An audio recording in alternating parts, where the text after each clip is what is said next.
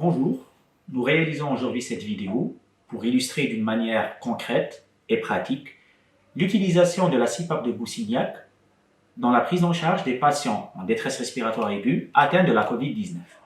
La CPAP de Boussignac est un support d'assistance ventilatoire qui permet de maintenir une pression positive continue en ventilation spontanée à travers une interface étanche.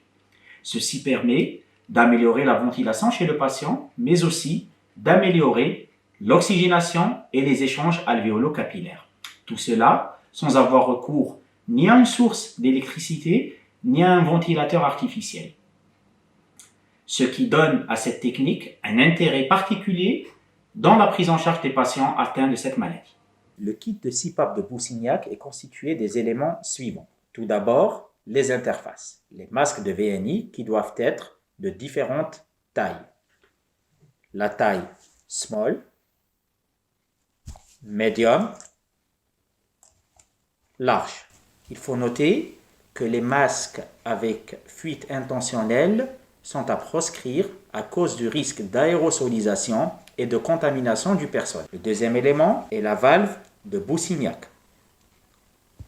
Un filtre humidificateur et chauffant, un raccord pour fixer le filtre humidificateur au masque, un débitmètre pouvant atteindre les 30 litres par minute de débit d'oxygène et un manomètre muni d'un raccord qui permet d'évaluer la pression expiratoire positive engendrée par le flux d'oxygène. Nous abordons maintenant la méthode de montage de la CPAP de Boussignac. Tout d'abord, le masque de VNI doit être choisi en fonction de la physionomie du visage du patient. Nous avons choisi ici un masque de type L, auquel nous allons raccorder le raccord qui permettra de raccorder ensuite le filtre humidificateur et chauffant,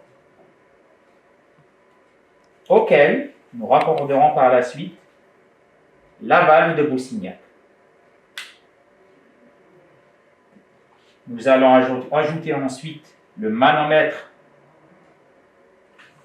permettant d'évaluer la pression expiratoire positive engendrée par le flux d'oxygène et notre CPAP est prête à l'utilisation.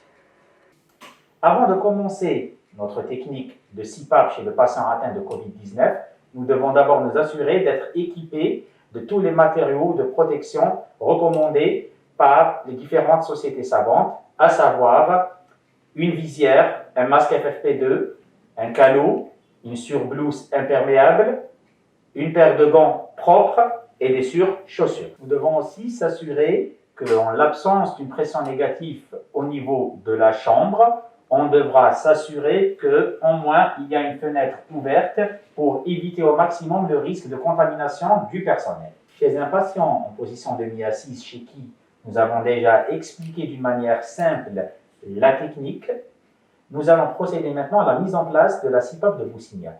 Avant tout, et avant d'enlever le masque à oxygène, nous devons d'abord fermer la source d'oxygène.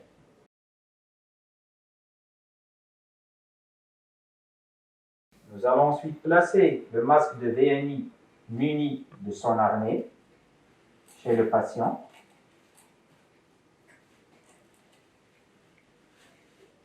Voilà, que nous allons ajuster en fonction des fuites. Ça va, monsieur?